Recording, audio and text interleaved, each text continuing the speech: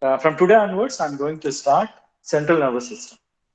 Now, the central nervous system is a part of nervous system. Nervous system is divided into central nervous system and peripheral nervous system. The reason why it is called as central nervous system is the entire neuronal integration, signal integration occurs in central nervous system. The central command for the all neuronal communication is there with CNS, hence it is known as central nervous system. In central nervous system, you have brain and then spinal cord is there. Only these two things are there in central nervous system. Now, what all the neurons coming out of this brain and spinal cord are considered as peripheral nervous system. So nervous system is made up of central nervous system and peripheral nervous system. Central nervous system, you have brain and spinal cord, whereas peripheral nervous system, you have all the neurons which are coming periphery to the central nervous system, like cranial nerves, spinal nerves, ganglion, sensory receptors, and nerve plexus. All of them comes under peripheral nervous system. Let me repeat this again. Nervous system is divided into central nervous system and peripheral nervous system. In central nervous system, you have brain and spinal cord. In peripheral nervous system, we have cranial nerves, spinal nerves, ganglion, sensory receptors, and neuronal plexus are there. From now onwards, I'm going to teach about central nervous system. Now, as I told you, it is made up of brain and spinal cord. Before getting into the brain and spinal cord, let me tell you some of the facts which will amaze you about brain. Now, brain, when you see on an average, the brain weight is around 1.5 kilograms, 1.5 kg, which is only 2% of our entire body weight. If my body weight is 70 kilos, brain will be only of 1.5 kilos. But it consumes 20% of energy. 20% of energy is consumed by our brain. The reason, brain has got very high neuronal activity. Every thought, every imagination, every creative thought takes lots of energy from the brain. And there is a lot of neuronal activities there. The neuronal activity is nothing but a kind of electrical activity.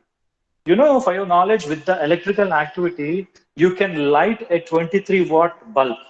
That is what is the neuronal activity of the brain. There are a lot of electronic communications that are going on in the brain. And to do all these things, it needs lots of energy. That is the reason why it takes up 20% of energy, even though it weighs only 2%. That is one of the amazing fact about brain. Second thing, see, brain has got certain unique features out there. One of the major features is the ability to give reflexes. The neuronal communication is very fast. It is around 100 meters per second, 50 to 100 meters per second. It depends upon the axon diameter and length. It goes from 50 to 100 meters per second. The communication is very fast. I'll give you one example. By accidentally, if you put your leg on a thought or someone stamps on your leg, you immediately react. That is called as knee-jerk reaction. And that response is nothing but a kind of reflex. Before the pain reaches your brain, you react. The reason for this is spinal cord. It is not that every stimulus is going to the brain and brain processing. Some of the signal processing is taken care by spinal cord. They are called as spinal reflexes. You know, one more example, during nighttime, when there is a mosquito bite, the spinal cord will take care of a lot of functions at that particular point of time. It says the brain to take rest and it will take control of the body. During that night time, when a mosquito bites you, you don't get up, turn on light and hunt for the mosquito. No, your hand just goes there. How and why? It is because of spinal reflexes. So during night times, the brain will be taking some kind of rest and spinal cord will take care of the entire body by giving spinal reflexes. That is the ability of our central nervous system. One more major thing. You know, when we talk about memory, we all know about our mobiles. When you see the features of mobile, you look for camera features and memory features, right? Memory 64 GB, 128 GB, 256 GB, gigabytes. Our brain is a million times more than that gigabyte memory capacity. To give you the statistics, the brain memory is around 2.5 petabytes. One petabyte is a million gigabytes. That means our brain is a million times faster. Our brain a million times stores memory than a smartphone. See, smartphones is only 64 GB. Brain is 2.5 PB, petabyte. A petabyte is million times more than gigabyte. Literally, a million mobile phone memory is equal to a single brain memory. That is the power of our brain. So let us get into the topic. So this is about amazing facts about brain. It has the communication is with lightning speed, 50 to 100 meters per second. Storage capacity is 2.5 peta. This is rough calculation. It can go more than that also, right?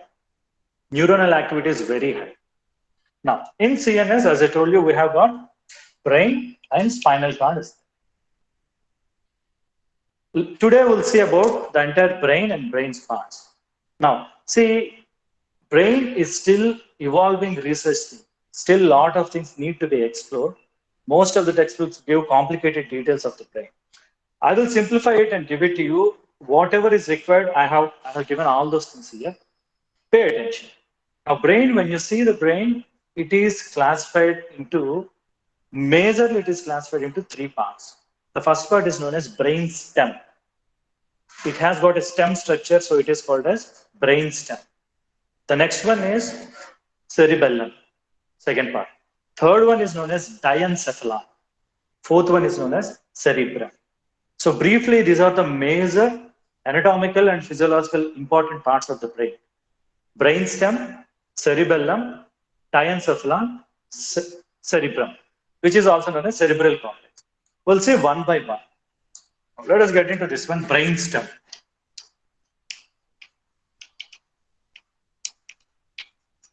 Now, the reason why it is called as brainstem is this. See, brainstem has got three parts: medulla oblongata, pons, and midbrain. All the three are collectively called as brainstem. The reason why it is called as stem is it is continuous with spinal cord and it is like a stem. You know, a stem, a flower stem will carry the flower. Similarly, this brain stem will carry the entire brain, hence it is known as brain stem. That brain stem is continuous with this spinal cord.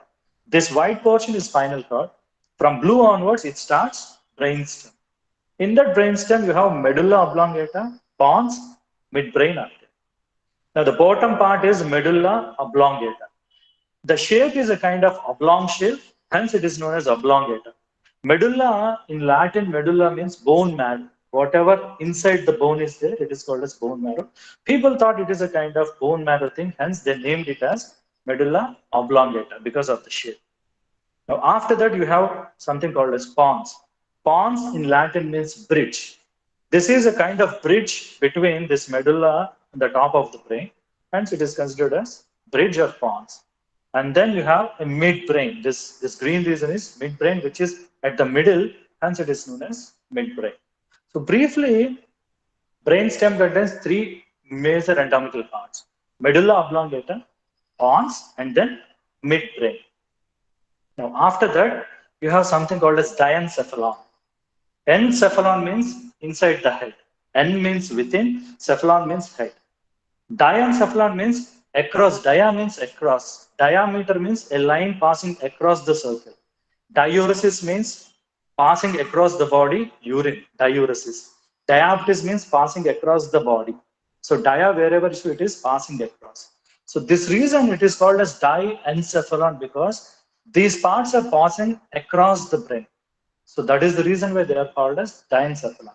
In that you have thalamus, hypothalamus, and one more reason is that it is known as epithalamus. This part is epithalamus. So in this diencephalon, you have three parts of there: thalamus, hypothalamus, and then epithalamus. Now, after that, you have one more major reason is that it is called as cerebellum. In Latin, cerebellum means little brain. When you see this one appears like a small brain, hence it is named as cerebellum. Now, the other major part is cerebrum or cerebral cortex. All these things are encircled with the help of cerebral cortex. This entire region is known as cerebrum or cerebral cortex. 85% of the brain is made up of this cerebral cortex. So these are all the four main parts: brainstem, cerebellum, diencephalon, cerebrum. So anatomically, these are the parts.